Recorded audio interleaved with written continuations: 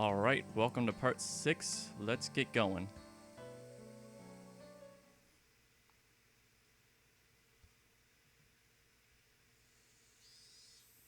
A few days had passed since the incident. During that time, either Mion was busy or Rika-chan had to help with the festival preparations, so we couldn't get everybody together for club activities. Even though I thought I would never want to participate again after the years it shaved off my life each time, not having it only made my heart grow fonder. I really am not honest with myself. Today we finally had our club activities again. These weren't the same old club activities. It was called the Watanagashi 5 Demon Firefight. And it was one of the biggest events in the club. Oh, yep. Here we go. Here's finally get to Watanagashi. この浴衣、まだ着れるかしら。ちょっと袖を通してみてくれる？ Mom pulled out an old dusty yukata. いいよ、浴衣なんて。恥ずかしいから普段着で行くよ。でもお祭りなんだから着て行きなさいな。レナとかは普段着でいいって言ってたぜ。浴衣なんか着てったらかえって恥さらしだよ。I put on the same old vest as usual. 祭りにはレナたちと行くからさ。俺のことは放っておいて大丈夫。そう？じゃあ母さんは父さんが起きたら二人で行くわね。Dad let out a loud snore from the sofa. あの調子じゃ、夕べも徹夜かな。急ぎの原稿をようやく発送したとこなの。ひょっとすると起きないかもね。It seems my dad writes for art magazines sometimes too.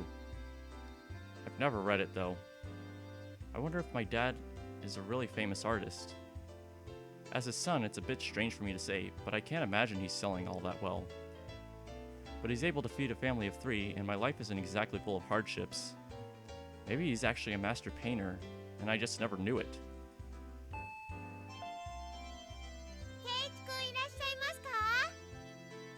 Uh-oh, it was already time. I didn't want them coming here, so I was planning on leaving early and waiting outside. あらあらレナちゃん。いつもうちの圭一がお世話になってまして。おばさま、こちらこそお世話になって。 Why are you blushing just from meeting my mom? そこで真っ赤になるな。実に気まずい。行くぞレナ。 Since Frenna would continue to space out if I left her here, I grabbed her hand and dragged her out. レナちゃん、圭一をよろしくね。はい、おばさま。圭一くんはレナが命に変えましても。 Then why don't you do it right now? She waved back even as I was dragging her away. はい、ケイちゃん。今日はお腹すかしてる？露店で済ますんだからね。部活が露天勝負と分かってて、腹を無駄に膨らますと思ったかよ。そうでなくっちゃ。さとことリカちゃんは？もう神社に行ってるのか？リカちゃんはお祭りの実行委員さんだもん。さとこちゃんもきっと一緒だよ。そっか。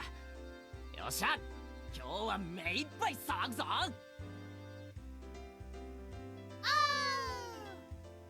We were already in high spirits with just the 3 of us there.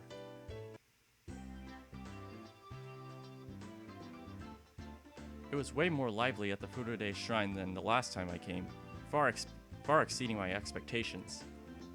Throngs of people were crammed between rows of market stalls lined with colorful paper lanterns. Despite that, it was actually quite enjoyable. すげえ人だな。ひなみ沢ってこんなに人がいたんだ。綿流しのお祭りはみんな来るよ。多分ひなみ沢の人の半分くらいは来てるんじゃないかな。それだけじゃないよ。近隣の町の町会や子供会も招待してる。そうだよな。俺たちの学校あれしか生徒いないのに今日は子供の姿がやた。お祭りの賑やかさはやっぱり子供の賑やかさだからね。 That's true. I agree. どうもこんばんは。 These two knew everybody we came across. Of course, I greeted them as well, but I still wasn't familiar with everybody yet. あら、レナちゃん。この間はお惣菜をありがとうね。うちの子も美味しいって喜んでたわ。いえいえ、 Sorry. 気に入ってもらえて嬉しいです。和正くんにもよろしくお伝えくださいね。よー、園崎のお嬢ちゃんじゃねえの。今年も屋台担いで来てやったぜ。おっちゃん太った？今からそんなお腹じゃ果ては心筋梗塞だね。あ、この兄ちゃんは新顔だな。嬢ちゃんの後輩かい？うちの部員だよ。期待のニューフェイス。侮ると一晩で屋台潰されるよ。嬢ちゃんのお墨付きかい。そりゃお手柔らかに頼むぜ。As you could imagine, Mion was chatting away with the old guys running the stalls. 兄ちゃんは元気いいからね。おじさんたちにすごく人気あるの。レナも人気あると思うけどな。可愛いし。That was, of course, so long as her little condition didn't flare up. But as long as she's blushing quietly, she's pretty cute. あ、レナが？誰に人気あるのかな？あるのかな？誰かにだよ。I evaded giving her a straight answer by roughly tussling her hair. 露天商は町からわざわざ来てくれるんだよ。やっぱりこういうのがないとお祭りは盛り上がらないよね。で、それを俺たちは荒らして回るわけか。どんな勝負にせよ、俺は負けないぜ。そうだね。頑張ろう。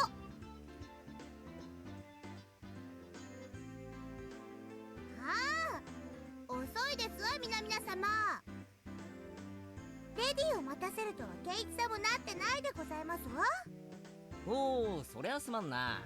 で、その待たせたレディーってのはどこにいるんだ？なんですって？ All right. Satoko was in top form as well. Seemed she was all excited about being able to get everybody in the club together for the first time in a while.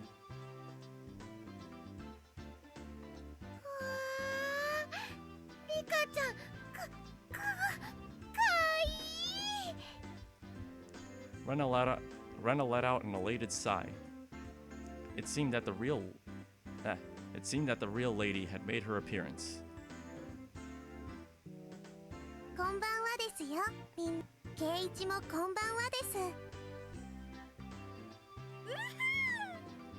いいねいいね。今年も決まってるじゃん。かわいい。お持ち帰り。 Rika-chan was wearing a shrine maiden outfit. Yep. Rena's little outburst was completely understandable. リカちゃんの服装は本格派だな。これって本物の巫女さんの服か？うちのバッチャのお手製。結構本格派でしょ？リカちゃんはお祭りの最後に大切なお仕事があるからその衣装なの。 I see. Rika-chan was on the executive committee because she performed all the shrine maiden rituals for the festival. お仕事はお祭りの最後のところだけなのです。まだまだゆっくり遊べますですよ。ってことはここで時間を無駄にできないということですわ。参りましょう。よっしゃー。 It felt good to wander around the festival with just the five of us. Myeon called everyone over to a stand that caught our attention and proposed a rather odd competition. たこ焼き早食い勝負。各自購入の上。よーいドン。 The standard and vendor stalls, the takoyaki stand. What was especially standard for these kind of events was the fact that they were simply balls of dough, takoyaki in name only.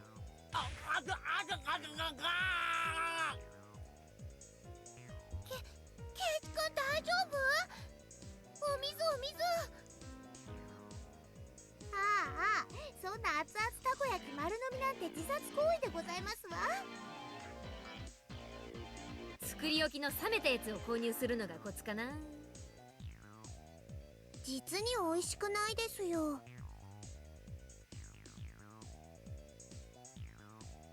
The stall next to it was a shaved ice stand. It was still a bit too early in the season for that, but right then it didn't matter. 今度はかき氷にしようぜ。完食早食い勝負だ。レディーゴー。かき氷の早食いなんて無理。体温で少しでも溶かせば。冷たいですの。甘いね。おじさんはシロップ大盛りで頼んだのさ。混ぜればすぐに溶ける。These stooges were too late. The moment they chose to tackle it head on was their downfall. Sorry, I wasn't ready to yell. ケイちゃんが？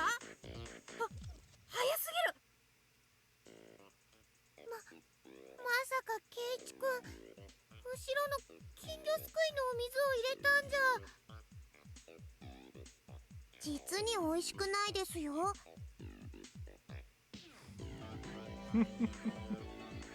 Next to that was another old favorite, a cotton candy stand. 次はこちらにしませんこと？もちろん早食いですわ。ねえねえ、わたあめの早食いなんてどうやるんだろう。どうやるんだろう。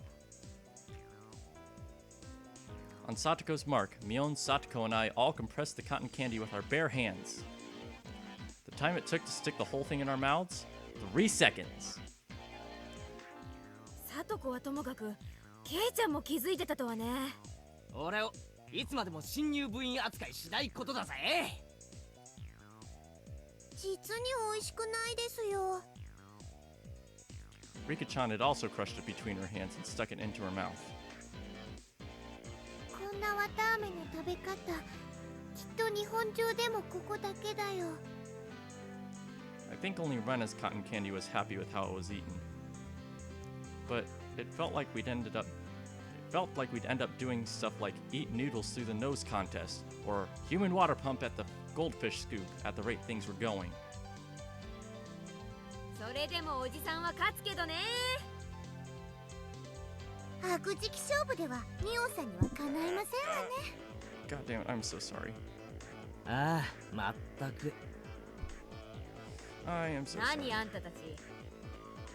次は焼きそばにブルーハワイかけて食べる勝負にしたいわけ？ I promise I'll get better mic and stand whenever I can. Shake, shake. Both Satoko and I shook our heads in unison. 今度はちょっと食べ物から離れたゲームにしないかな。Rena's proposal was a godsend. It was about time we played a different kind of game. It also seemed like neither Rena nor Rika-chan were any good at speed eating or gorging themselves. じゃあレナ、次のゲームをあんたに任せるよ。何でもいい。じゃあね。レナは審判だよ。このお祭り会場でかいいものを探してくるの。制限時間は1分。上等ですわ。レナの好みは分かってますもの。よし、多分あれなら勝てる。よーいドン。あれ、ケイチ君とリカちゃんはなんでスタートしないんだろう。Mion and Satoko dashed off madly, but Rika-chan and I calmly stayed right where we were. ひょっとしてもう見つけてあるの？かいいの。もう見つけてありますです。ケイチもですね。ああ。なんだろう楽しみ。 Both Rika-chan and I stood motionless for those few moments before Mion and Satoko returned. こういう形で直接対決するのは初めてだな。初めてしますです。リカちゃん、あれで勝つつもりか？僕も部員です。勝つためなら快速第3条ですよ。 Rika-chan sneered to the best of her ability. You're on!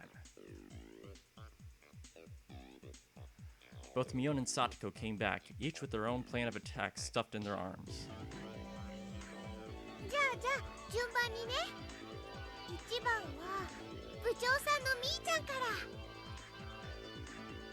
ら。悪いけどいきなり決めさせてもらうよ。おじさんはこれだ。 Where did she get those? They were old diamond-shaped tin signs.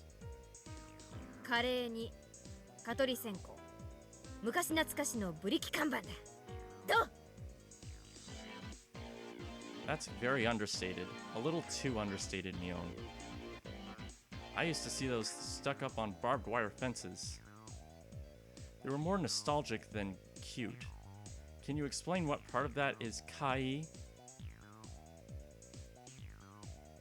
But there were puffs of smoke noisily shooting out of Rena's ears and nose, almost like a steam train. I didn't get it. 次は私が行くでございますわよ。これでございます。 It was the hand-drawn poster from the Ladies Society's roasted corn stall. It was a really bad sketch done by a housewife. An anthropomorphic roasted corn drawn without any sort of real plan. Its very existence invited a sense of sorrow to the viewer. Weep.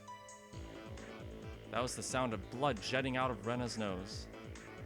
It seemed to have been rated higher than Mion's. I really didn't get it. It feels like your artistic sense is a little avant-garde by about 5 eons.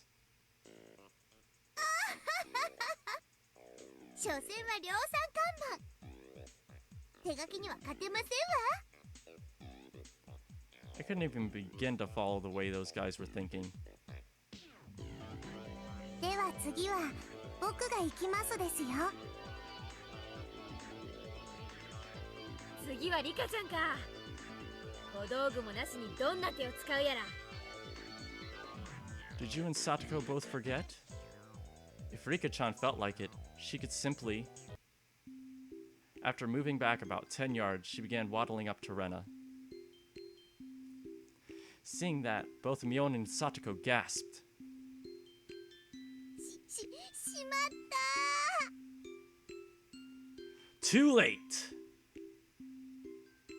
Rika-chan tripped over nothing and lay motionless after falling down.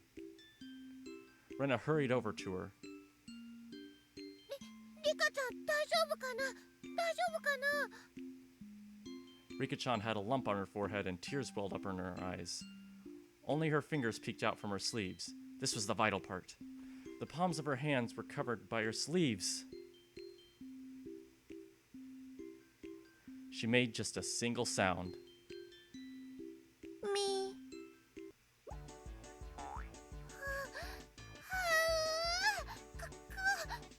かいお持ち帰り忘れてましたですの。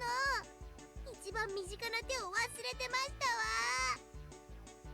Rena's face went completely red, her head bobbing back and forth with excitement.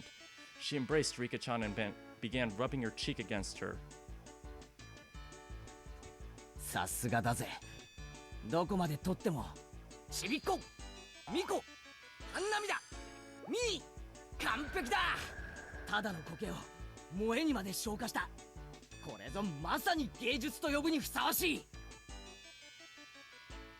ケイちゃんの方がわかんねえセンスしてるよ。 I'll just pretend the sharp sting of those words cutting through me like a razor was a figment of my imagination. Rika-chan turned her gaze to me with a daunting smile as she was caressed by Rena, who was in full kai mode. さあケイイチ、僕に勝てますですか？ That cold smile is frightening, Rika-chan. It must just be my imagination, but I see a demon inside her sometimes. ケイちゃんにも何か秘策があってのことだろうけど。何を見せてくれるのかな。私としましても圭一さんのお手並み拝見でございますわ。ひょっとして圭一も芸をしますですね。 I basked in their pointed stares. I pulled Rena, who gave no sign of canceling out of Kai mode, away from Rika-chan. はうかいいのかいいの。圭一くん離して。今から俺がもっとかわいいのを見せてやるから少し我慢しろ。もっとかいいの。だがここはちょっとギャラリーが多い。あっちの影へ行こう。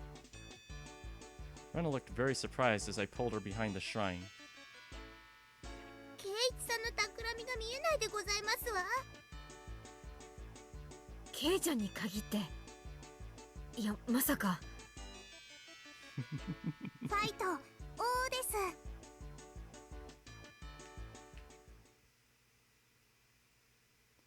After a bit, I returned. And a bit after that, so did Rena, dragging her feet. まさかケイちゃんのやつ、ねんねのレナに変なことしたんじゃ。 Mion and Satoko passed by me, heading straight to Rena. 変なことって一体何でございますの。 For a moment, Rena was too dazed to realize someone was talking to her.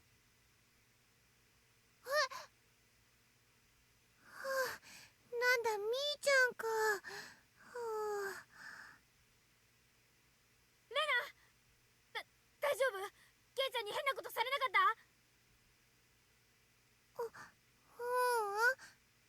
レナ、変なことはされなかったよ。かなりの重傷ですわ。圭一さんは一体何を見せましたの。とっても可愛かったよ。かわいい？レナ、あんた何を見せられたの？ Rena let out a really long howl. Her eyes sparkled as she spoke. 可愛かったよ。圭一くんのオットセイ。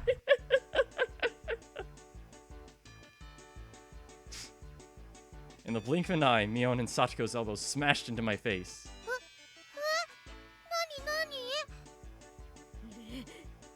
レナに汚ねえもん見せやがって。この大関すけごまし重複して差し上げますでございます。違う誤解だ。 A dark, billowing aura flowed from Mion and Satoko. It was no good. They're gonna kill me! みーちゃん、なんだかわかんないけど誤解だよ。圭一くんはオットセイさんのキーホルダーですよ。 Rika-chan stuck her hand into my pocket and pulled out my keychain. 昔夏休みの宿題で作ったと言ってますです。恥ずかしいのでめったに人に見せないとも言ってますですよ。 Okay, there was some grammatical errors in there. ちっちゃくて可愛くて精一杯頑張ったって感じがとっても素敵だったよ。なんだ、てっきりおじさんはケイちゃんのあははは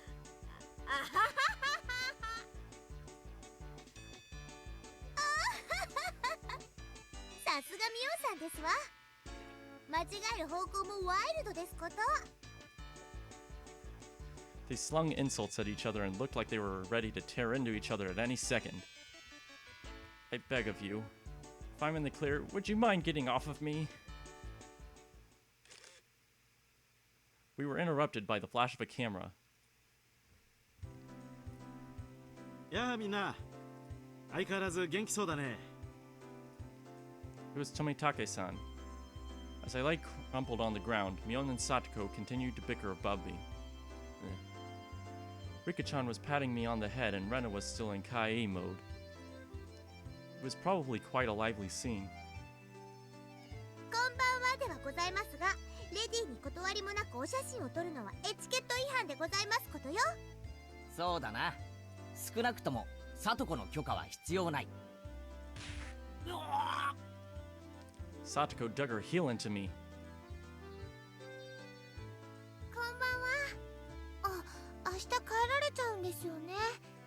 素敵な写真はいっぱい撮れましたか？おかげさまでね。いい絵がたくさん撮れたよ。富武のおじさまに会えるのも今晩限りなのね。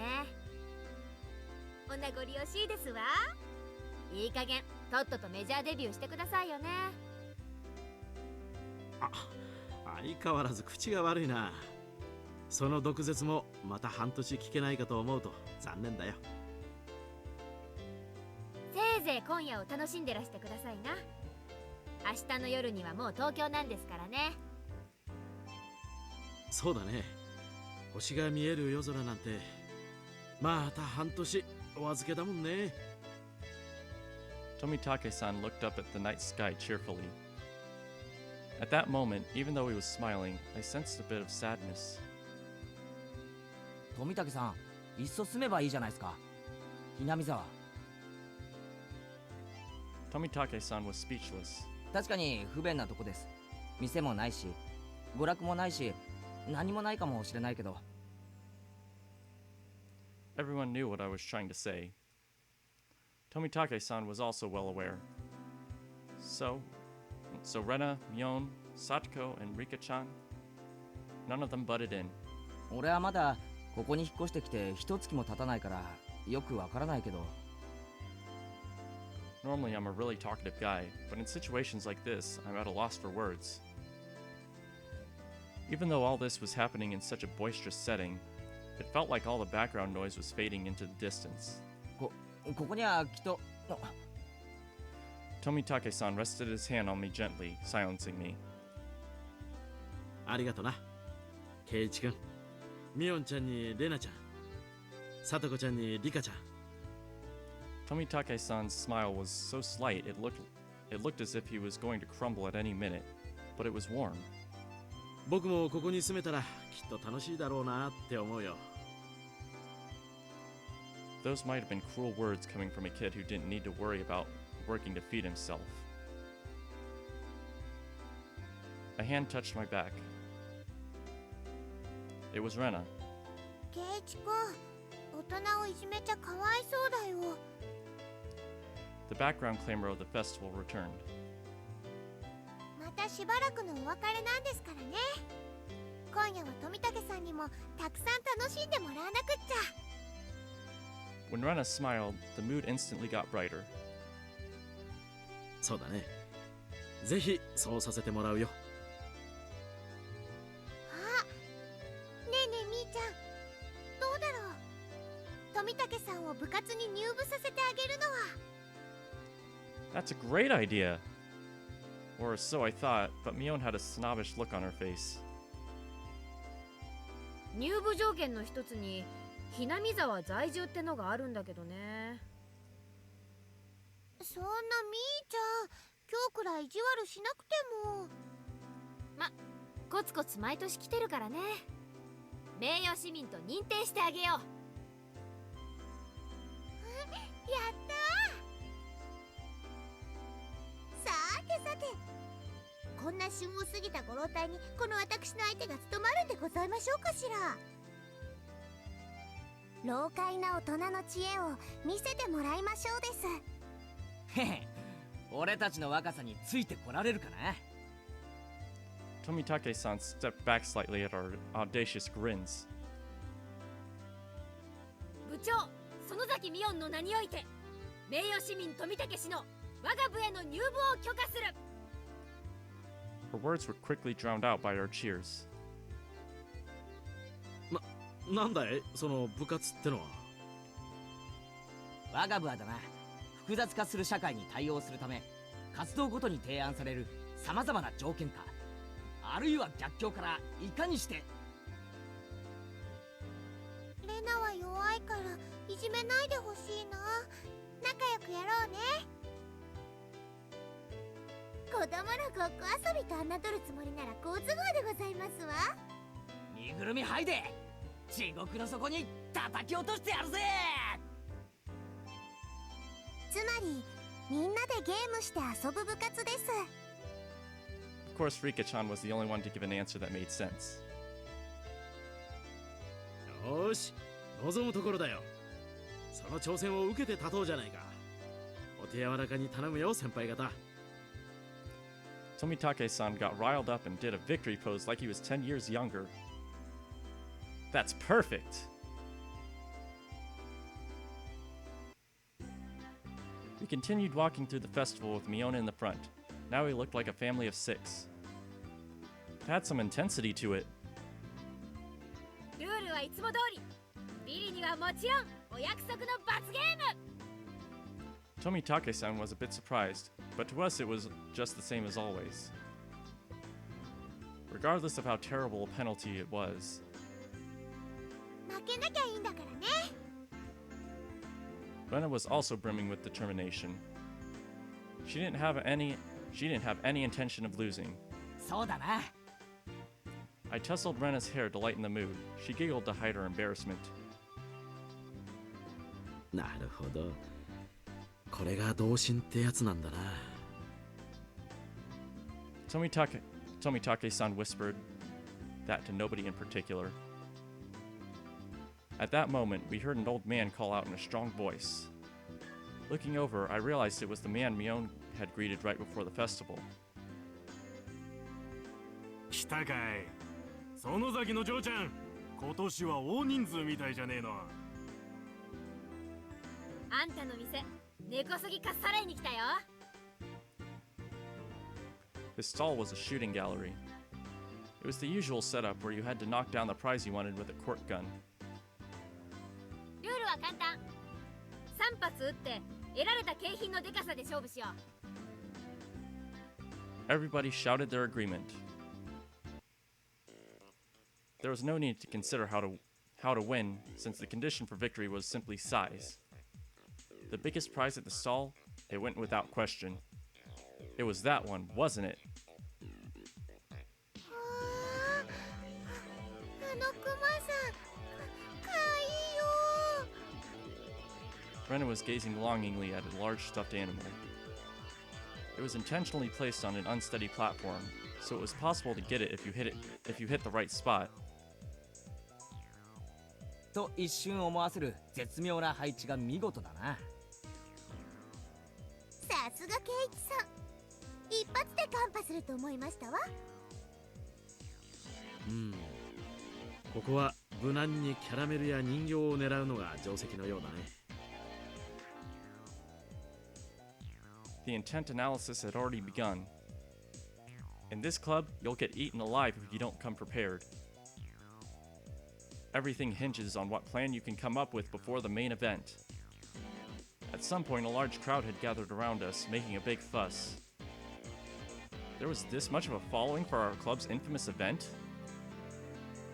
クマさんを落とせれば勝利は確定しますですね。3発しかないんだぜ。それを確かめるために使うには重いな。はいはい、他のお客さんも待ってるんだぜ。最初のチャレンジャーは誰からだい？先に挑戦した方が楽な景品を狙えて有利かもしれないけど、鉄砲の癖が見えないうちの挑戦は危険だね。Tomitake-san's take on the situation was pretty good. He gets what our club is about. じゃあさ、公平にじゃんけんで決めるのはどうかな？どうかな？結局それしかないかね。じゃんけん。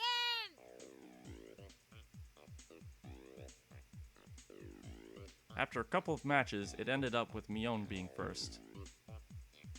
一番は避けたかったんだけど、ハンデってことにしとくかな。おっちゃん、10。そらよ。 When the shooting range guy handed her a rifle, Mion looked it over intently. She didn't forget to check the cork bullet either. オッケー。この銃はおろしたてだね。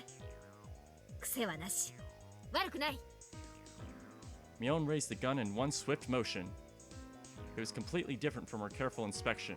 She was shooting from the hip. Fire. Reload. Fire. Reload. Fire. Flop. Flop, flop. 3 candy boxes fell, one after the other. A big haul. The crowd paused in a moment of awe and then erupted into cheers.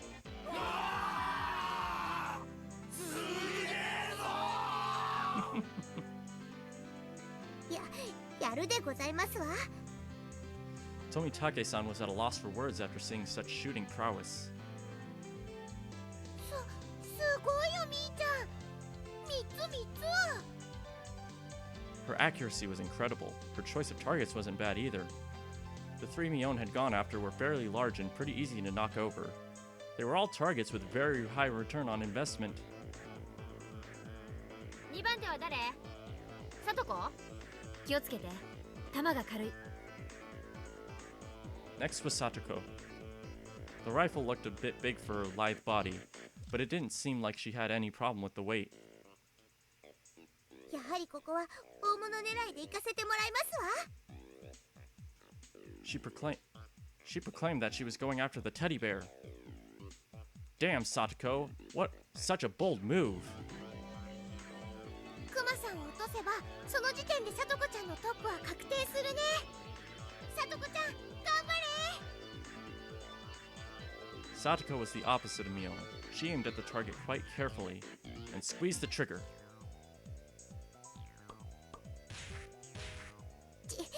弾が軽いですわ。 The first 2 bullets struck the bear in the torso, but it only shifted a bit. You need to aim higher towards the head or it won't work. Satoko's 3rd bullet wasn't aimed at the bear, but at the candy box below its arm. 残念でございますけれど、私にクマは2が勝ちすぎているみたいですわね。 She went boldly after the big catch, but since she switched over to less impressive prey at the last second, the crowd only gave a strained laugh. Were they laughing because she lacked the courage? These fools know nothing! さとこ、いい仕事をするじゃん。腕を上げたね。 The palm of Mion's outstretched hand went pumph as it tapped down lightly on Satoko. She appeared to just be talking hot air, but this was actually completely calculated. Damn that Satoko, just to avoid being in last place, she dared to switch over to an easy target. Without shame or honor. Magnificent. クマはレナさんに譲るでございますわ。健闘をお祈りしましたよ。ありがとね、さとこちゃん。クマさんかわいいよ。 Rena was up next. She couldn't hit the broadside of a barn as regular Rena, but she said that bear was kai. レナちゃんはどうだろうね。一つくらい当たるといいんだけれど。富武さんはちょっとレナを甘く見てますね。It's Rena, you know. It's Rena Ryugu, you know. If it was to get that teddy bear.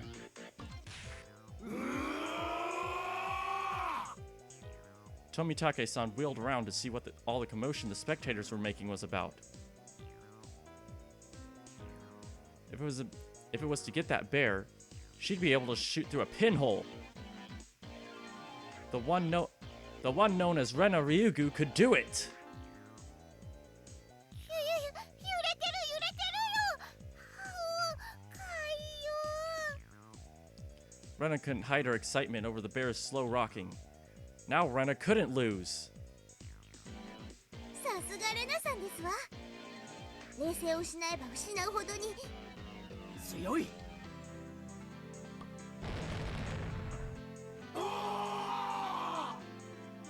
Another big cheer. Rena's bullet hit the bear's forehead again. Not enough. The bear seemed to wobble more than before. でも無理かもしれませんですね。いやわからないよ。レナちゃんの腕だったらひょっとすると。 While Tomitake-san was just as excited as the crowd, Rika-chan's analysis was not swayed by emotion. If Rena had 10 more shots, then she could surely knock it over. But with just one more, no matter how you looked at it, no go.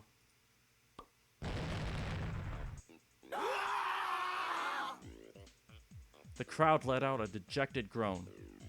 She had shot it right in the forehead 3 times. It was a bit late, but they gave her a good round of applause for the attempt.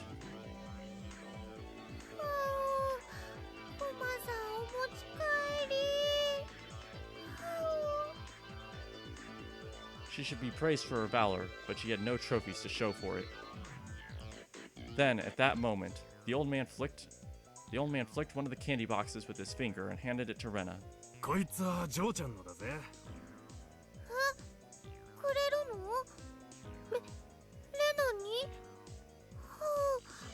あんなすげえの見せられて手ぶらで返しちゃ、お天道様に申し訳が立たねえぜ。 There was another shower of applause.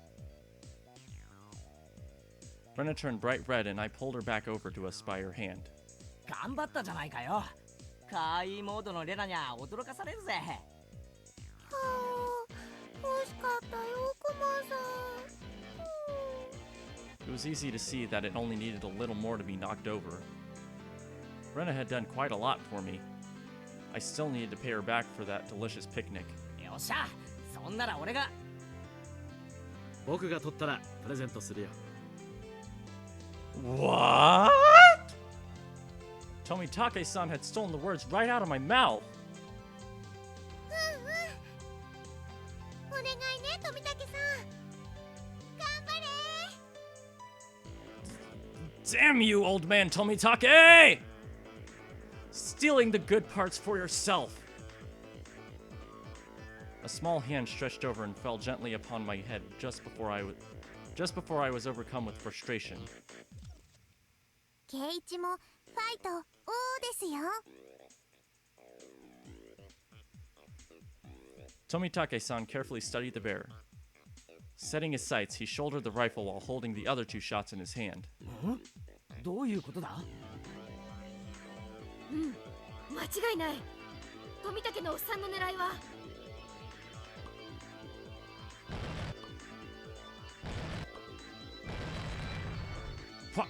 The time between shots was short. It was meaningless to shoot again once it stopped shaking. So Tomitake-san was relying on rapid fire to win the battle. It was visibly wobbling much more than it ever had before. But that was all. It still didn't fall over.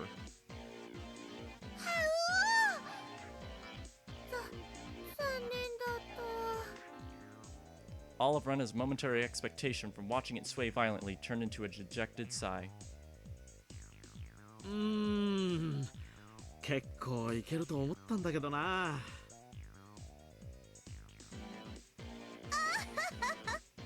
男だとキャラメルはもらえないようでございますわね。 That was it. It meant Tomitake-san had no spoils of war. つまりケイちゃんとリカちゃんは手堅く楽なものを撃ち落とせばビリ回避ってわけだね。ビリ回避か。あ、すみませんね。今度はケイイチ君の番だよ。検討。 I was the 5th shooter. I took the rifle from Tomitake-san. If I took the ruthless route as Mion had suggested, then I'd go for something insignificant. Except, when I picked up the rifle, I definitely got a feeling from it. It was burning passion, passed down to me by Tomitake-san. The regret of not being man enough to fell the bear that Rena wanted. Yes, that's right. If I didn't aim for the bear, then I wouldn't be a man. 約束しちまったからな、レナに。約束ってなんだろう。あのクマを撃ち落としてレナにプレゼントするって。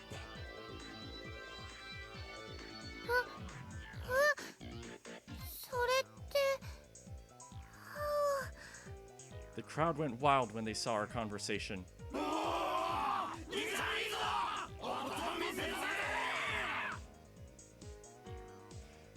That's not it, fine men of the crowd. If I didn't do this, then Rena might mug the old man running the stall on his way home. No, that's not it. That's not it at all.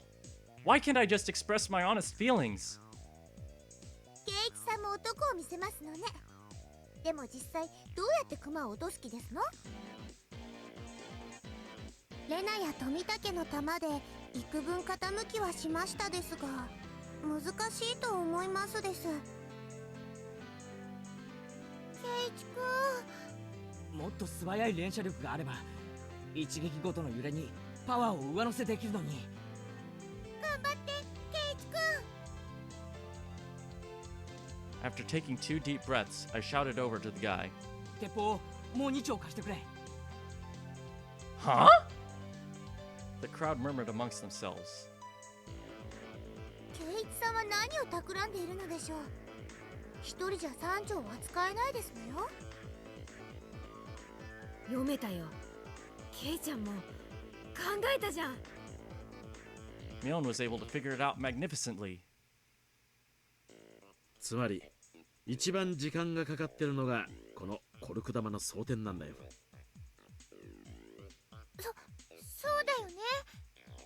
じゃあ先に弾を詰めた鉄砲を3つ並べておけば。 Tomitake-san went silent, peering at me and the bear through his lens.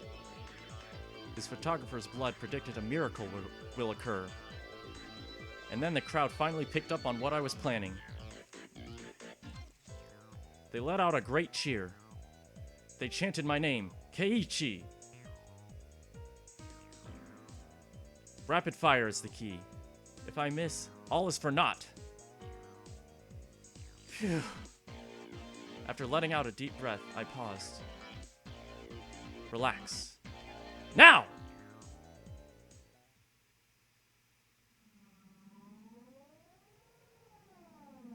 That moment, it felt like time itself had stopped. I felt like I could see the trajectory of the bullets. Hit it. And knock it down! The first shot hit the bear on its head. The second. The third! The bear swayed hard. And then...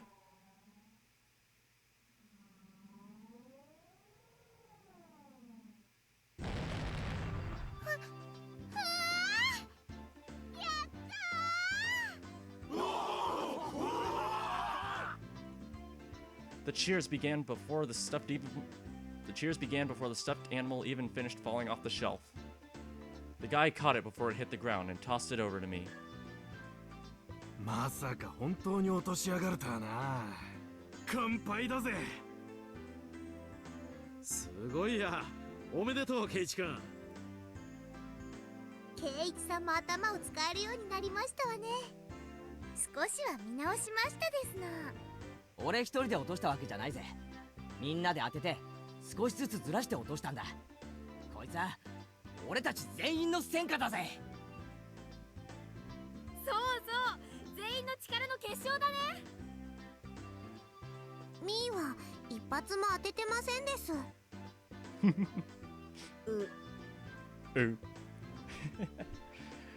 After holding up the teddy bear like it was a championship trophy, I handed it to Rena. そうだ、こいつは俺から、いや、みんなからだな。いつもうまい弁当ありがとな。Rena, thinking she was never actually going to get it, was momentarily speechless. ダメだよ圭一くん。だってこれはみんなの。じゃあ落としたのは俺だから、これは俺のだからレナにやる。I pushed the stuffed animal towards her again. This time she embraced and accepted it. 俺が引っ越してきてからいろいろ面倒を見てくれたよな。すげえ感謝してるんだぜ。ありがとな。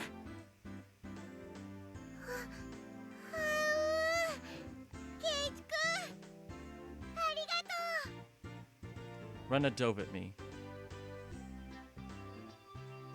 Mion told me a few days. Sorry. Mion told me a few days later that Rena kissed me, but I didn't realize it during all the excitement at the time. I remembered what I was trying to say to Tomitake-san earlier. There really isn't much of anything here, but there are lots of things you can't find anywhere else.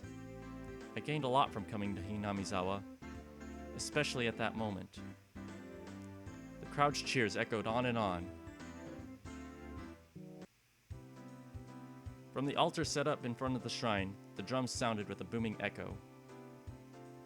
It was the finale of the festival. じゃあ僕はお先に行くですよ。おっと、僕も早く行っていいポジションを確保しないとな。じゃあみんな後ほど。 Both Rika-chan and Tomitake-san gave their farewells and disappeared into the crowd. 二人ともお勤めしっかりでございますよ。ささ参りましょうでございます。うん、リカちゃんのあで姿を見に行きますかね。行こう。あ、あれレナは何やってんだよ。ケイチくん、みーちゃ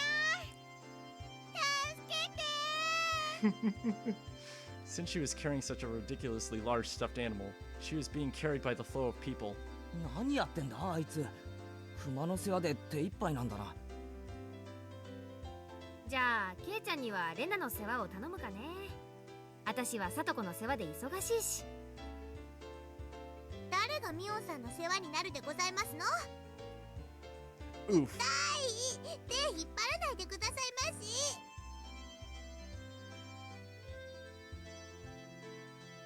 Before losing sight of Mion, I grabbed the back of Rena's collar. ケイチくん、そこ違う。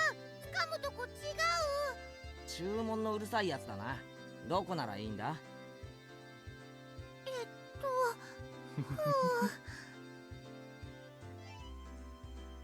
？I didn't feel ashamed at all. Rena was ashamed enough for the both of us. I grabbed onto Rena's hand and dashed after Mion and the others. 置いてかれる。早く行こうぜ。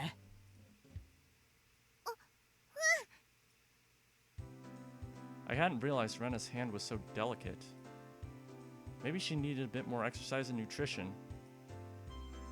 That wasn't what I meant. Not at all! My ears burned. I tried to keep calm. I repeated the phrase, "Keep it together, Keiichi Maribara," in my mind, but it didn't look like I would be able to anytime soon. I really didn't want Rena to see my face right then, so I pushed onwards, dragging her along without looking back even once. There was already a huge group of people gathered at the altar in front of the shrine. The fire at the altar made it as bright as midday and just as hot. There was a pile of futons warded with sanctified rope in front of the altar. Ugh. Come to think of it, they did say this it was a festival where they did something with the cotton and futons. ケイチさん、レナさん、こちらでございますのよ。 Satoko waved her hand from the front row. お、すまんすまん。 Making our way through the mass of people, we reached the spot they'd saved. どう？ちょっとはレナとドキドキできた？やっぱりてめえ、そういうつもりだったのか。 Instead of replying, Mion gave us a perverse grin. レナはどうだった？ケイちゃんの手って意外に大きいとか思わなかった？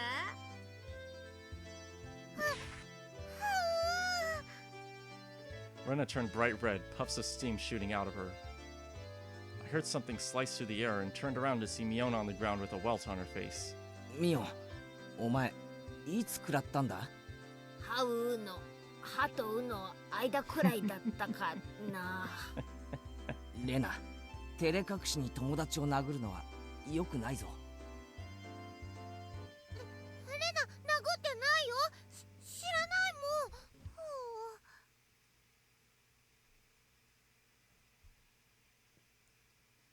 Thump! The thunderous beat of the drum echoed, silencing the crowd. お静かになさいませ。始まりですわ。 It was a solemn ritual.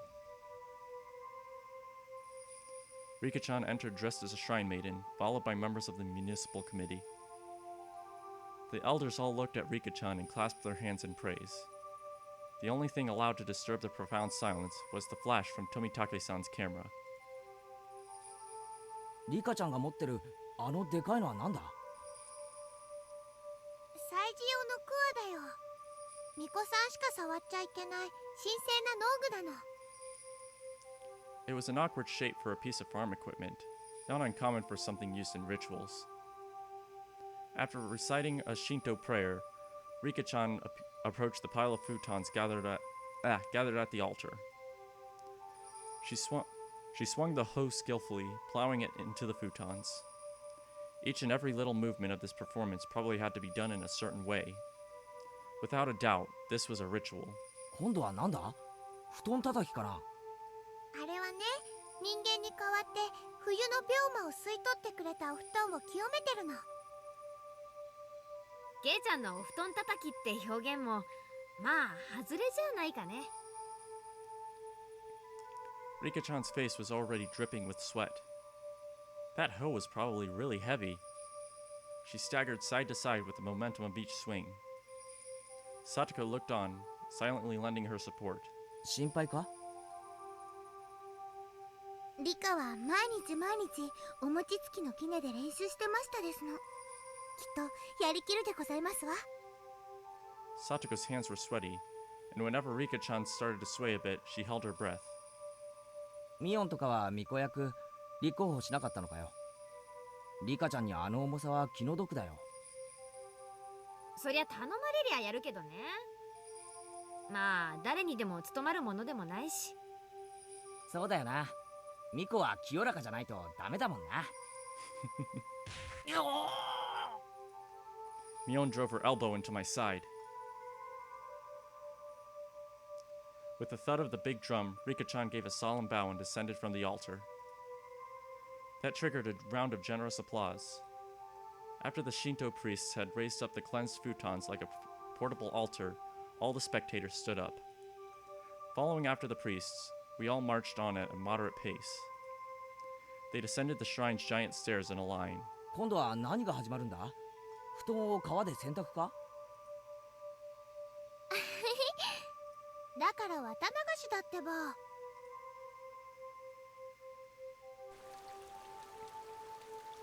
The procession continued right up to the bank of the stream. A fire was stoked high, and it was bright as day here too. People started crowding around it and clamoring. Ugh. はい、順番。並ぶよ、ケイチ君。 I wondered what was up. Maybe we'd get some holy wine? Red and white bean buns? 食べ物じゃないよ。だから綿。 Ah, but of course. They didn't call it the Watanagashi for nothing. I finally understood.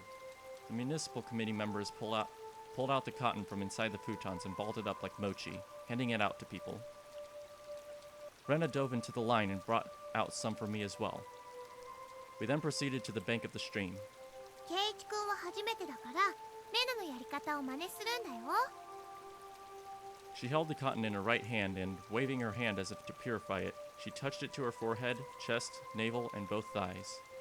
これを3回繰り返すの。心の中では、お社様ありがとうって唱えるんだよ。お社様ってなんだよ。Oh, sorry. 南沢の守り神様なの。ご利益もあるけど、たたりもあるんだからね。ちゃんと敬わないとダメだよ。 That sounded like a pretty frightening god. But, well, when in Rome. I was officially a resident of Hinamizawa now, after all. Doing as Rena showed me, I touched the cotton over myself 3 times. Thank you, thank you, Oyashiro-sama.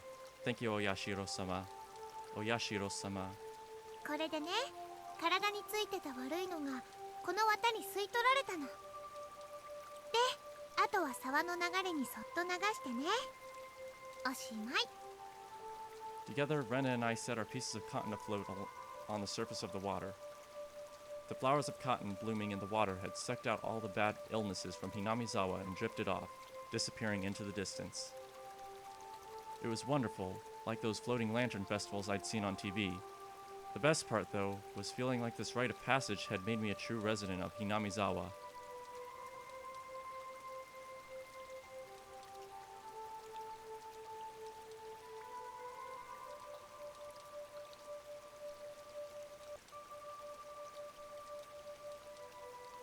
はじめはちょっとした不安だった。誰かを傷つけたいなんて考えもしなかった。それでも不安は孤独を生んで疑念へと変わり、やがて黒い殺意が心を闇に閉ざしていった。戻らない日常。少年は足を踏み出す。その先が奈落の底だとも気づかずに。鬼隠し。信じたいと思う気持ちが生んだ悲劇。流した涙は懺悔か、それとも怨恨か。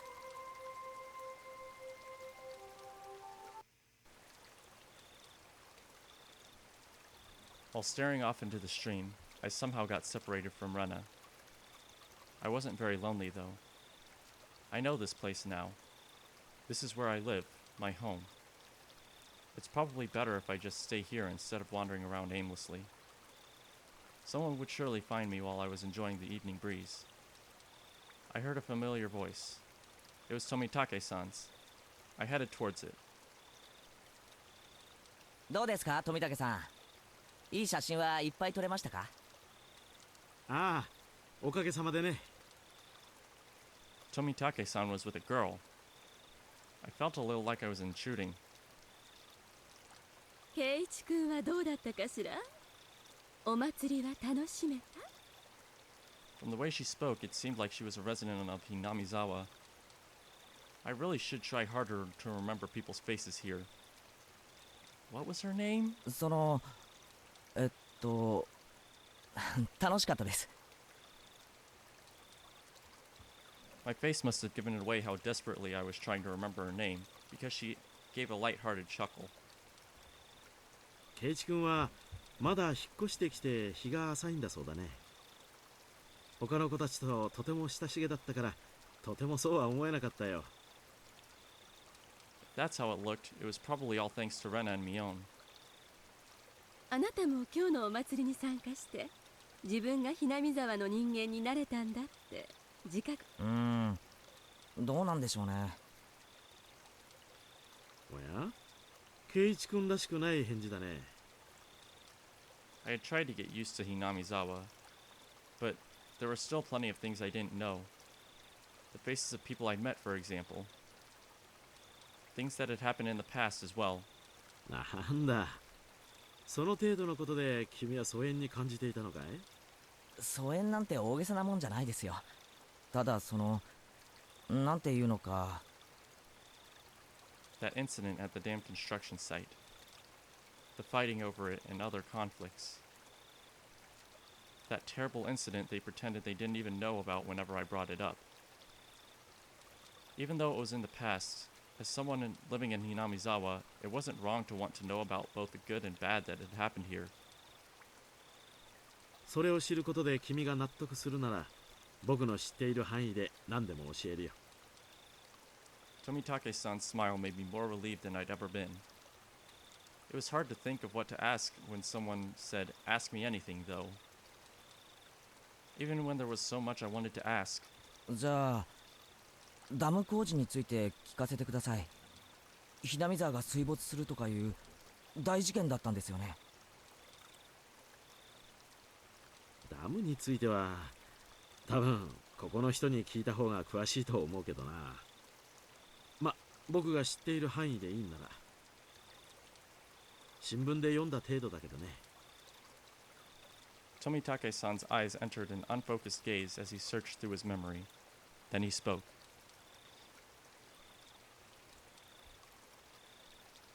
ダムの計画が決まったのは7、8年くらい前なんだ。黒部に次ぐ巨大な計画だったと聞いてるね。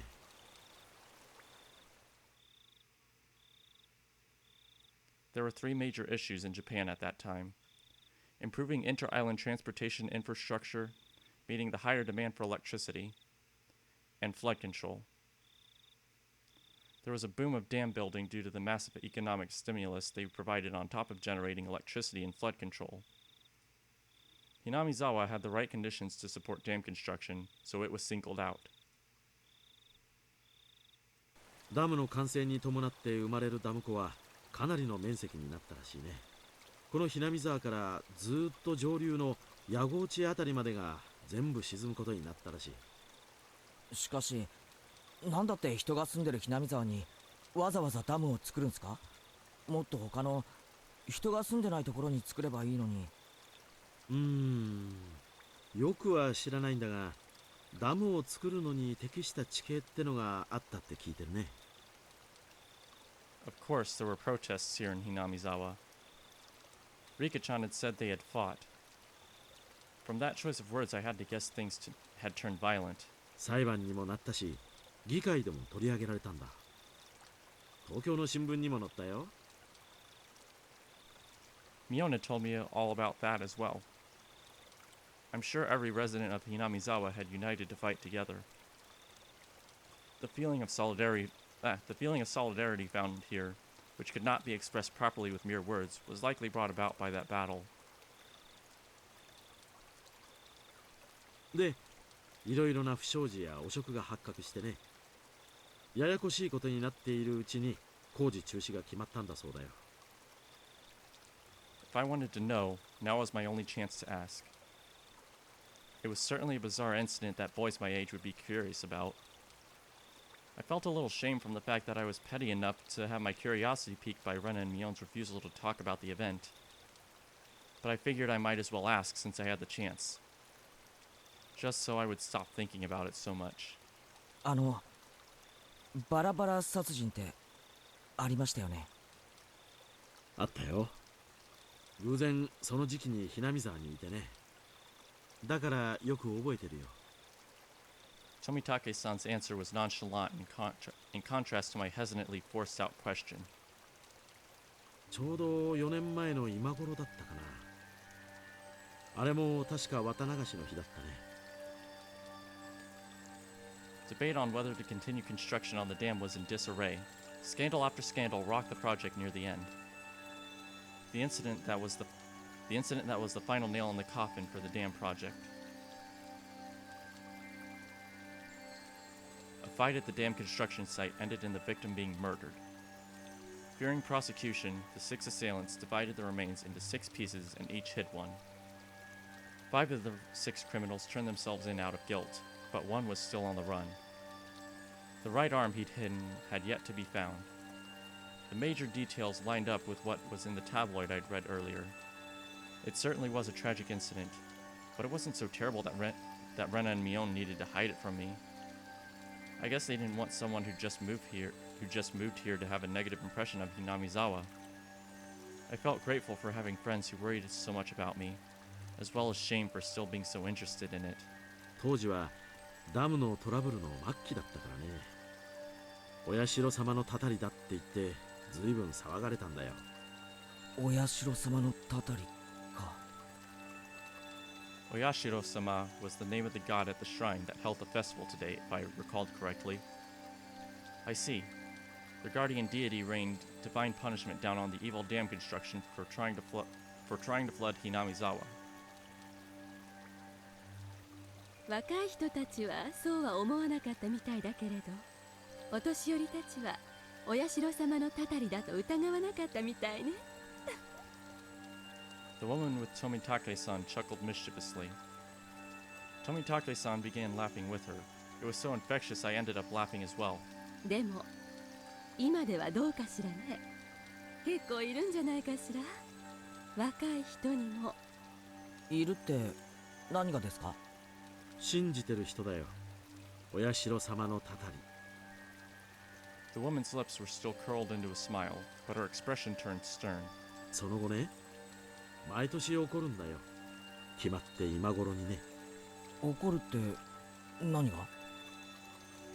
Tomitake-san paused for a second as if to build up some suspense.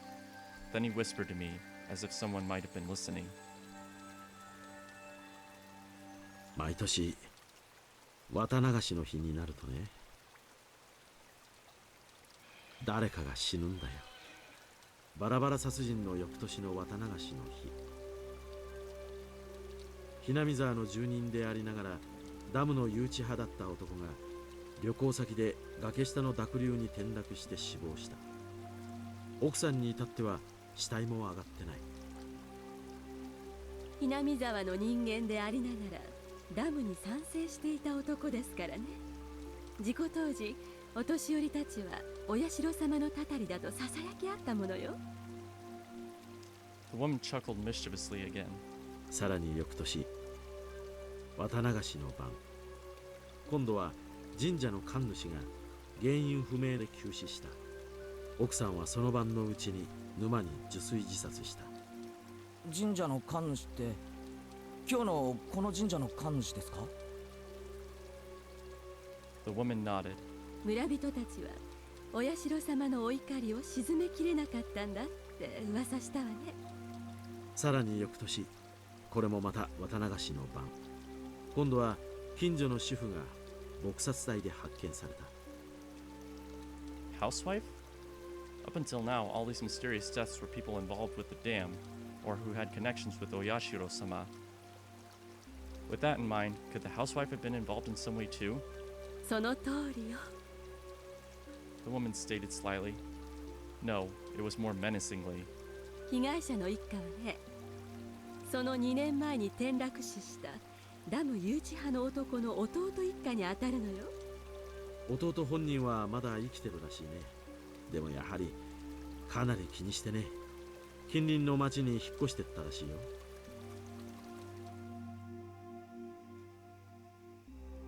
For a while, I stood there with my mouth agape. The battle over the dam construction, with Hinamizawa's future at stake, and the murder at the center of it all. That was all I knew, and that was all I wanted to ask about. But that wasn't all there was to the story. Homicide, body disposal, accidental deaths, terminal illness, suicide, fatal beatings. I'm a pretty level-headed person. I don't really want to believe in curses, but the freakish deaths happened every year, on the day of Watanagashi, and all of them were related to the dam construction? It was easy to dismiss each of them as coincidences by themselves.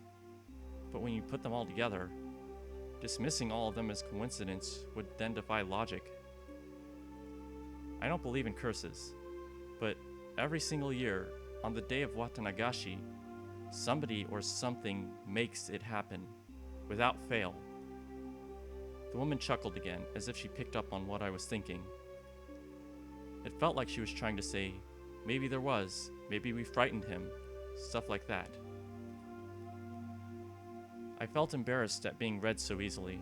I pressed Tomitake-san to continue, a bit of impatience and irritation in my tone.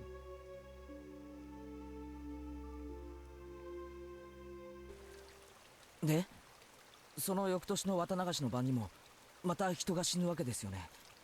今度は誰です？さーてね、圭一君は誰だと思うかな？あ？ The way he said it didn't agree with me. The sarcastic tone ticked me off. はぐらかさないでくださいよ。俺は結構真剣に。まあまあ圭一君、落ち着いて。I realized when she tried to calm me down that I had been panicking. 別にはぐらかしたつもりはないんだよ、圭一君。つまりその翌年の綿流しってのは、つまり今日よ。When Tomitake-san hesitated to say it, she finished for him. I broke into a cold sweat. I really didn't like the direction this was headed. みんな口にしないけど、今夜また何か起こるんじゃないかって思ってる。こんなにお祭りで賑わってるのに？あのね、去年の被害者の主婦は不信心者だったらしくてね、綿流しのお祭りに参加しなかったらしいの。今年の綿流しに参加しないとお社様の怒りに触れるかもしれないって噂、圭一君なら聞いてるんじゃないかい？ I never even heard a whisper of that rumor. じゃあみんなのお祭りの参加はたたりを恐れて？そうなんじゃないかと思うね。今年の綿流しは例年になく参加者が多いよ。やっぱりみんな怖いんでしょうね。お社様のたたり。I couldn't utter a single word. In this modern age, where we've made progress in all scientific fields, shedding light on the unknown and misunderstood, where black and white television has been eradicated and we've sent men to the moon, even with all our accomplishments, this can exist in modern society? 桜ってことで近隣の町の子供会をかなり招待したらしいけど、やっぱり一連の事件を受けてあんまり参加はなかったみたいね。人集めに苦労してるって町会の人がぼやいてたもの。警察もね、過去の事件は全て別個のもので関連性はないとしてるみたいだけどね。警備ってことで私服警官をだいぶ立たせてたみたいだよ。It finally began to dawn on me why Rena and Mion were reluctant to talk. If nothing had happened during this Watanagashi, everything would have been over with, and I'd be none the wiser. If nothing happened, all would be well. In that case, it would all end up being just crazy talk. I should have just pretended like I knew nothing from the beginning. Then they wouldn't have had to act like nothing happened. And we would have all gotten back to life as usual. やっぱり刺激が強すぎたかしら。The woman ran her fingers through her hair as she sighed. いえ、そんな全然。I had tried to act strong, but that just served to emphasize how much the information had unsettled me. After seeing how I looked, Tomitake-san appeared to regret saying anything. Letting out a sigh, he then spoke, forcing an awkward, upbeat demeanor. まさか圭一君、たたりなんて信じてるわけじゃないだろう？そりゃまあ。全ての事件が原因不明で犯人も手口も謎っていうなら僕もたたりを疑ってもいいよ。だけど実際には違う。どの事件もちゃんと警察が捜査して真相や犯人を究明してる。Hearing him say police made me feel a lot better. It was perfect for repelling the word curse. 例えば一番最初のバラバラ殺人言ったよね。犯人は一人を残して全員逮捕されてる。残った一人だって時間の問題さ。動機だって酒の上での口論からと判明してる。たたりなんかじゃない。 That's no curse. だろ？ Don't you agree? Oh. Oh, that's supposed to be him, but it doesn't show his name of the... What the heck? That was true. If it didn't happen on the day of the Watanagashi, then I wouldn't think it was related to the curse at all. 次の誘致派の夫婦の事故死だってそうさ。恨みを買う立場だったからね。警察が特に入念に捜査したと思うよ。それで発表は事故。他殺じゃない。でもまた綿流しの日に起きたんですよね。考えてもみなよ圭一君。ひなみ沢に敵が多かった彼が地元のお祭りにおちおち参加できると思うかい？彼にとっては綿流しの時期は特にひなみ沢に居づらい時期に違いないよ。だからわざわざこの時期に旅行をし、意図的にひなみ沢を離れようとしたんじゃないかな。It wasn't a very clear explanation, but I sort of understood what Tomitake-san was getting at. So I pressed on earnestly, asking more questions so that I could convince myself. じゃあ富武さん、その次に死んだ神主さんはどうです？原因不明の奇病だって。それもまたしても綿流しの日に。神主さんはもっと説明がつきやすいよ。綿流しのお祭りは神主さんにとっては年に一度の大行事。あるいはもともと持病持ちだったのかもしれない。でも奇病ですよ。でもこの医学の進歩した時代に原因不明なんて。尾ひれだよ。噂が噂を呼んだだけさ。2年立て続けに事件が起これば誰だって過敏になるよ。急死は確かに不自然だったかもしれないけど、こういう死に方をすると必ず警察が検視をする。で、事件性は発見されなかったんだろう。本当に偶然の病死なんだよ。確か神主の奥さんが自殺してますよね。じゃあこれは？すでに説明した通りさ。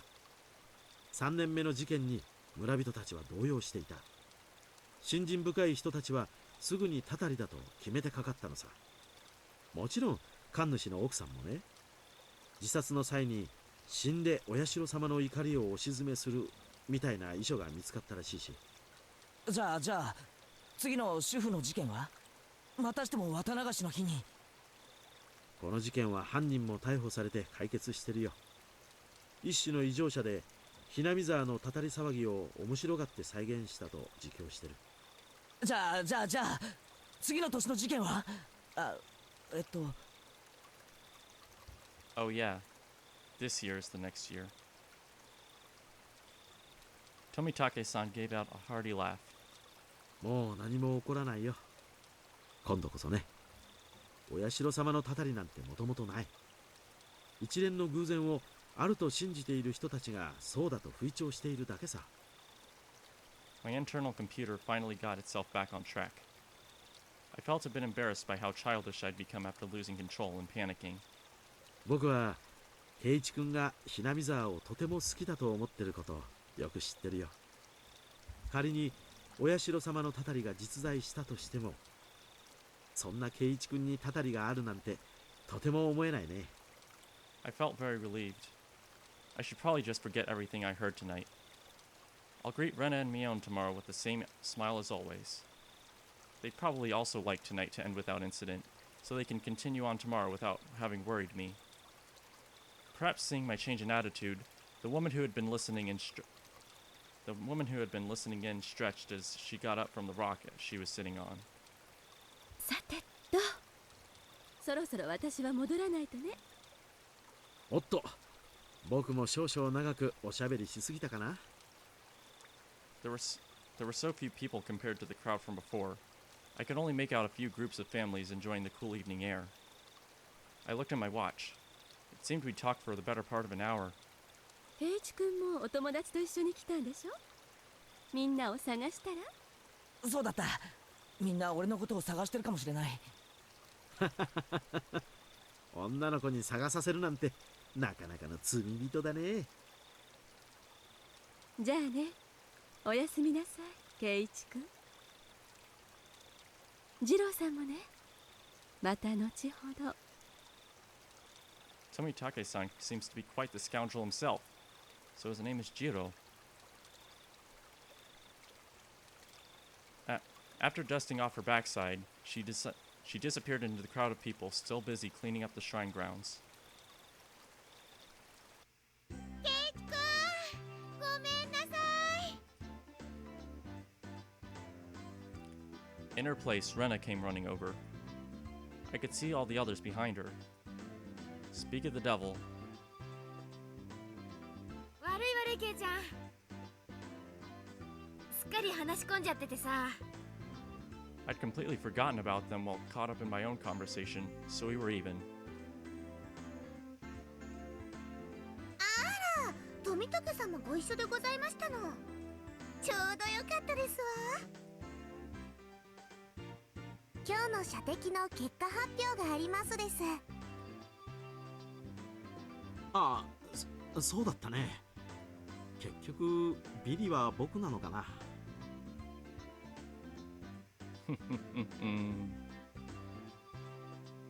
In the end, after my dramatic victory, Rika-chan was the last challenger, but there weren't many targets left. The ones remaining were all tiny and difficult to hit.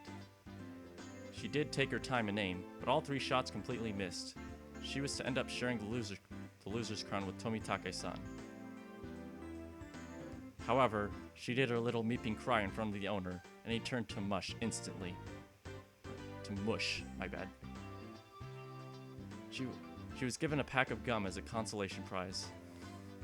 Her methods were a bit audacious, but she did avoid being the loser rather magnificently. 思うにリカちゃんって結構タヌキだろ。圭一の言ってる意味が分かりませんです。なわけでビリは富武さんに決まり。 Everyone cheered and applauded. Tomitake-san smiled wryly, slightly bewildered. じゃあ富武さん、覚悟はいいかな？罰ゲーム。え？あ、忘れてた。 You're too naive, Tomitake-san. This is why you've got to avoid losing in our club. Mion pulled a felt-tip marker from her pocket. Oh, it's that. ミオン、武士の情けだ。せめて水星にしてやれ。優勢はつらい。優勢じゃないとダメだよ。お洗濯したら落ちちゃうじゃない。なんだいお手柔らかに頼むよ。 All of us pinned his arms behind his back as Mion approached him with the marker in one hand. キュッキュッキュッだ。 But she didn't write on Tomitake-san's face. She wrote on the shirt he was wearing. You better have your big break this year, Mion. Rena took up the marker next. Show me your photos next time, okay? Rena. It was a little heartwarming, and I just had to laugh.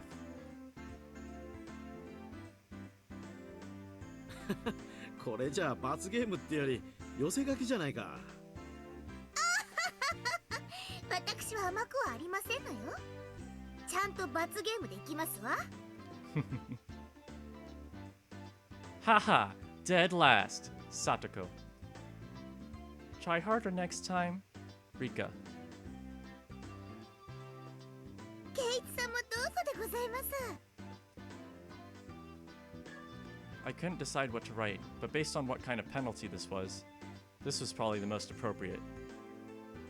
Come back and play again, Keiichi. Tomitake-san was silent the entire time. At first, he was quite bewildered, but now he had a different look on his face. これを着たまま帰郷するのも罰ゲームのうちに入るのかな。もちろん。ちゃんと着たまま家に帰ってね。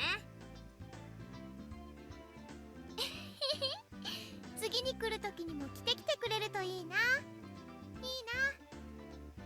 He appeared deeply moved. Embarrassment mixed with a wealth of other emotions made him turn a bright red. わかった。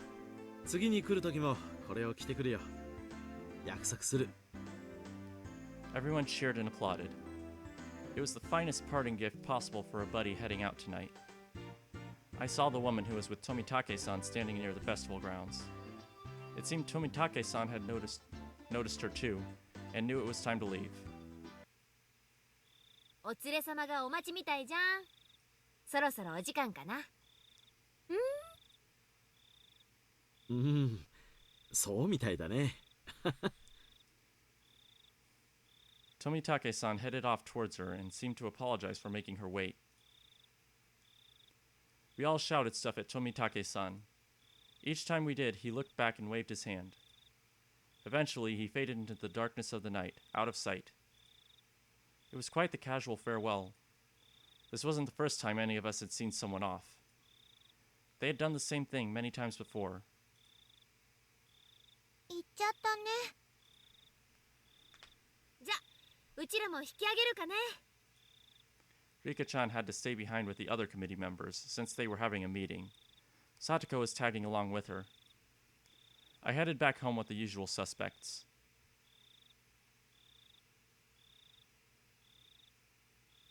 The walk back was quite lively, with talk of the day's war stories. Should have done this, should have done that, that kind of stuff. Ren and I parted ways with Mion, and then it was just the two of us. Then we got to my house, and I parted ways with Rena as well. こんな時間だけど一人で大丈夫か？全然平気だよ。近いし走っていくし。変な奴がいたら大声出せよ。出したら助けに来てくれるのかな。聞こえたらな。聞こ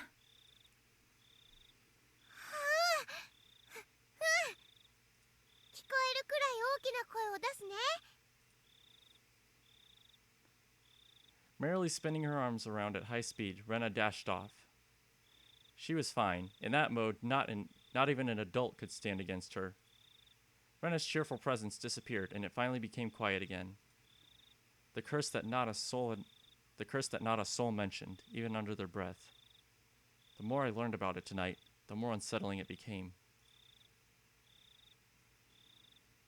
It didn't show on any of their faces, but they were probably all quite concerned about it as well. But if nothing happens tonight, then it all ends up being just crazy talk. Nothing will happen. Nothing bad.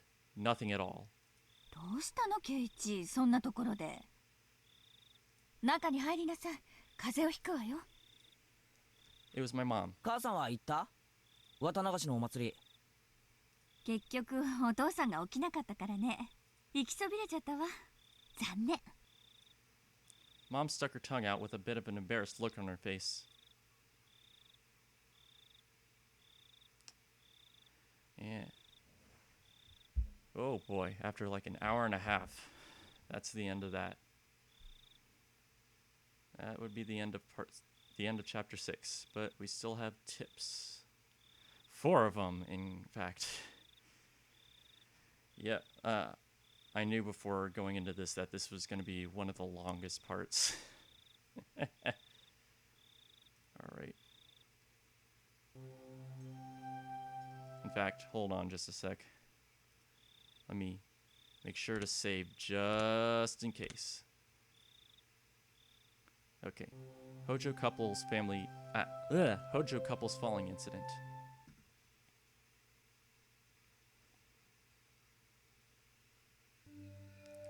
From the June 1980 edition. On the afternoon of XX at 2 p.m., office employee and his wife of Hinamizawa village in Shishibone Prefecture disappeared after falling 27 meters from the observatory platform in Shirakawa Prefecture. Police and firefighters searched downstream and discovered the body at around 7 p.m. that evening. His wife has yet to be found. The search has run into difficulties due to the effects of Typhoon 3 from the previous day. It appeared a railing at the observatory that the XXs leaned on had broken, causing them to fall. The groundskeeping staff was questioned by the police in regards to facility deterioration, and if park maintenance was performed properly. Yeah, these are all going to be relatively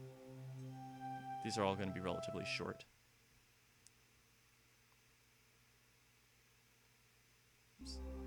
From the June 1981 edition.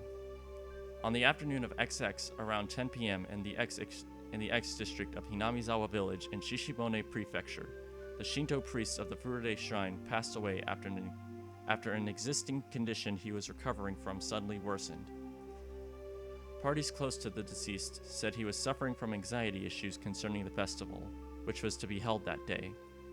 Also, after his death, his wife went missing, leaving behind a farewell note.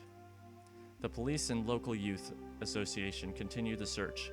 However, given the presence of the farewell message and the fact that the Onikakushi marsh is said to be bottomless, they have run into difficulties.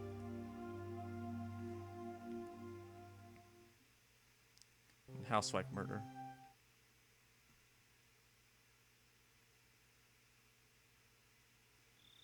It wasn't reported in the newspaper. That's right, I forgot about that. Now radio log.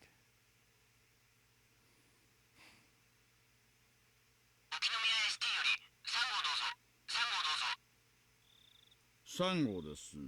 感度良好。応援が向かいました。別名あるまで医師願います。3号了解。それから回転灯はつけないでお願いします。静かに願います。今先生が到着しました。運びたいそうですがどうしますか？どうぞ。了解しました。先生に任せてください。はい、了解です。応援も到着しました。先に写真撮らせた方がいいんじゃないですか？外車もう無駄だと思いますし。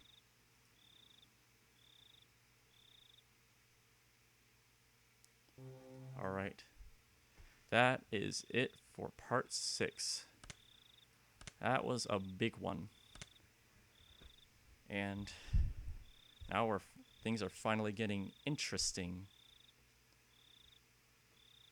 Things are just going to get even more interesting from here. So, hope you all have enjoyed. Thank you so much for watching, and I will see you all next time. Take care.